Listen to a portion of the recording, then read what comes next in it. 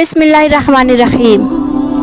امام حسین علیہ السلام کا نکاح ایران کی شہزادی کے ساتھ کیسے ہوا؟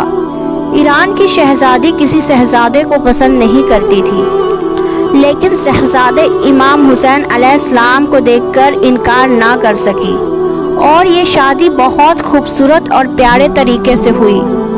آج کا یہ واقعہ سننے کے بعد آپ کا دل بہت خوش ہو جائے گا۔ آپ صلی اللہ علیہ وآلہ وسلم کے بعد حضرت ابو بکر صدیق خلیفہ بنے۔ حضرت ابو بکر صدیق کے بعد حضرت عمر خلیفہ بنے۔ جب حضرت عمر خلیفہ بنے تو آپ صلی اللہ علیہ وآلہ وسلم کا قول یاد تھا، جس میں آپ صلی اللہ علیہ وآلہ وسلم نے فرمایا تھا کہ اللہ ایران کے بادشاہ خسرو پرویز کی حکومت کے ٹکڑے ٹکڑے کر دے گا۔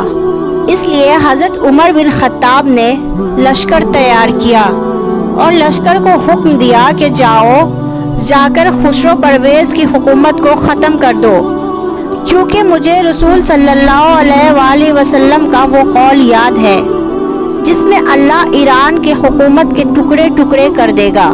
اس کے بعد حضرت عمر بن خطاب کا لشکر ایران پہنچا، ایران پر حملہ کر دیا اور اللہ تبارک و تعالیٰ کی فضل سے اسلامی فوجوں نے ایرانی حکومت کے ٹکڑے ٹکڑے کر دیے۔ ایران میں اسلامی جھنڈا لہرا دیا گیا اور وہاں یہ نعرہ تکبیر لگنے لگے۔ اس طرح اسلامی لشکر نے ایران کو فتح کر لیا اور ایران کے بہت سے عورتوں اور مردوں کو قیدی بنا لیا اور ان کو مدینہ لے آئے۔ اس کے بعد حضرت عمر بن خطاب کے بارگاہ میں ایک قاصد حاضر ہوا۔ اس قاصد نے کہا کہ ہم نے ایران کو فتح کر لیا ہے، ہم مرد اور خواتین کو قیدی بنا کر مدینہ لے آئے ہیں، لیکن ان میں ایک لڑکی ہے جو اپنے آپ کو شہزادی کہتی ہے، وہ اپنا نام شیخ بانو بتاتی ہے اور خود کو خسرو پرویز کی بیٹی بتا رہی ہے، اور وہ لڑکی ان عورتوں میں قیدی بن کر آ گئی ہے۔ مردوں کو تو ہم غلام بنا لیں گے اور عورتوں کو کنیز بنا لیں گے، لیکن اس لڑکی کا ہم کیا کریں گے جو خود کو شہزادی بتا رہی ہے، کیونکہ اگر ہم نے اس کو کنیز بنا دیا تو اس کے لیے زندگی گزارنا بہت مشکل ہو جائے گا، کیونکہ یہ شاہی محلوں میں رہی ہے اور اس نے اس طرح کی زندگی نہیں گزاری، اس لیے اس کو قیدی نہ بنایا جائے۔ مدینہ میں کوئی اچھا سا لڑکا دیکھ کر اس سے شادی کرا دی جائے۔ اس کے بعد حضرت عمر بن خطاب نے سب لوگوں کو اکٹھا کیا اور ان سے مشورہ کیا، تو لوگ یہ کہنے لگے کہ ہاں اس لڑکی کی شادی کرا دینی چاہیے، لیکن کہنے لگے کہ یہ تو شہزادی ہے، اس کے لیے ایسا لڑکا مدینہ میں کہاں سے لائیں گے؟ شہزادی تو پہلے ہی بہت سے لوگوں کے رشتے ٹھکرا چکی ہے، شہزادی شیربانوں کے لیے کون سا شہزادہ لائیں؟ یہ سن کر حضرت عمر بن خطاب نے فرمایا، اے لوگوں، میں اس ایران کی شہزادی کے لیے ایک شہزادہ لے کر آؤں گا، وہ شہزادوں کا شہزادہ ہے اور اسلام کا شہزادہ ہے، حضور صلی اللہ علیہ وآلہ وسلم کا نواسہ امام حسین علیہ السلام کو پیش کرتا ہوں۔ جب حضرت عمر بن خطاب نے یہ فرمایا تو تمام صحابہ ایک زبان ہو کر کہنے لگے، یا امیر المؤمنین، اس شہزادی کے لیے امام حسین علیہ السلام جیسا شہزادہ ہی بہتر ہے۔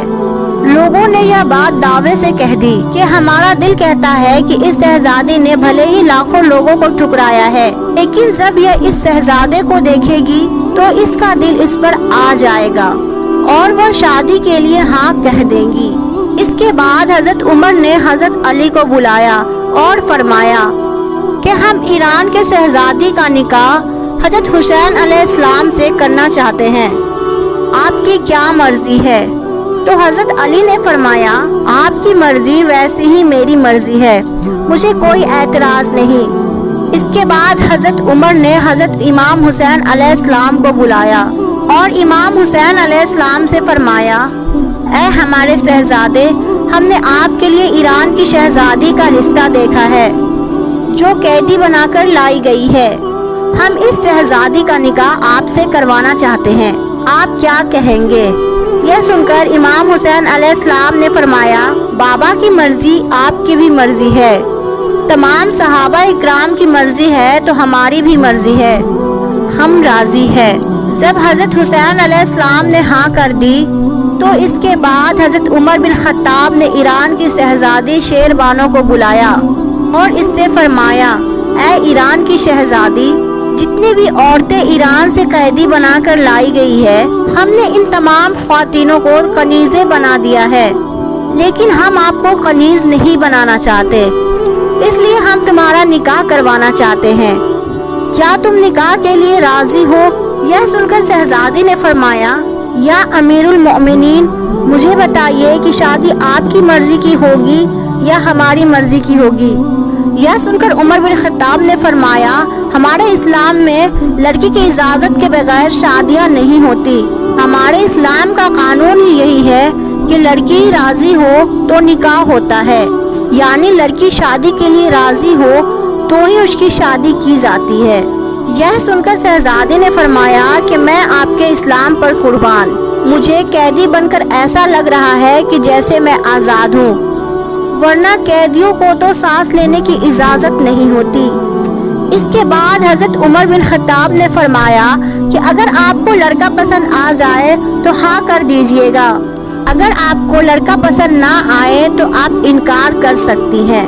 इस पे शहजादी शेरबानो ने फरमाया, मैं हजारों शहजादों के रिश्ते ठुकरा चुकी हूँ। फिर हजरत उमर ने फरमाया कि बेशक तुम हजारों शहजादों के रिश्ते ठुकरा चुकी हो, लेकिन जिसको हम पेश करने वाले हैं वह शहजादों का भी शहजादा है, वह इस्लाम का शहजादा है। वह एक बार मुस्कुरा दे तो अंधेरे में उजाले हो जाते हैं। यह सुनकर शहजादी शेरबानो ने फरमाया, ऐ अमीरुल मोमिनीन, सोच लीजिए, अगर मैं इनकार कर दूं तो मुझ पर कोई जबरदस्ती नहीं होनी चाहिए। इस पर हजरत उमर ने फरमाया, बिल्कुल तुम्हारे ऊपर कोई जोर जबरदस्ती नहीं होगी। इसके बाद हजरत इमाम हुसैन अलैहिस्सलाम को शहजादी के सामने लाया गया। तमाम लोग सहाबा यही सोच रहे थे कि शहजादी क्या कहेगी। शहजादी तो महलों में रहती है और उसने कई शहजादों को ठुकराया हुआ है। लोग सोच रहे थे कि हजरत इमाम हुसैन अलैहिस्सलाम बहुत ही गरीब घर से हैं, उनके घर में तो फाके होते हैं, पता नहीं यह शहजादी इमाम हुसैन अलैहिस्सलाम को पसंद करेगी या नहीं। उसके बाद हजरत उमर ने फरमाया, ऐ शहजादी शेरबानो, ये वो शहजादा है जिससे हम आपकी शादी कराना चाहते हैं, ये हमारे इस्लाम का शहजादा है। जब शहजादी शेरबानो की नजरें हजरत इमाम हुसैन अलैहिस्सलाम पर पड़ी तो वो चीख उठी, कहने लगी, खुदा की कसम, मैं जब से बालिग हुई हूँ तब से मैंने 170 मर्तबा ख्वाब में इस चेहरे को देखा है। इसके बाद शेरबानो ने फरमाया, ऐ अमीरुल मोमिनीन, मैंने आज तक 1000 रिश्तों को ठुकराया है, इसलिए कि इनमें ये चेहरा देखती थी। आज मुझे अपने ख्वाबों का शहजादा मिल गया है और आज मुझे मेरी मंजिल भी मिल गई है। मैं शादी के लिए बिल्कुल राजी हूँ। इसके बाद इमाम हुसैन अलैहिस्सलाम का निकाह हजरत उमर ने पढ़ाया और इस तरह इमाम हुसैन अलैहिस्सलाम की शादी ईरान की शहजादी शेरबानो से हो गई।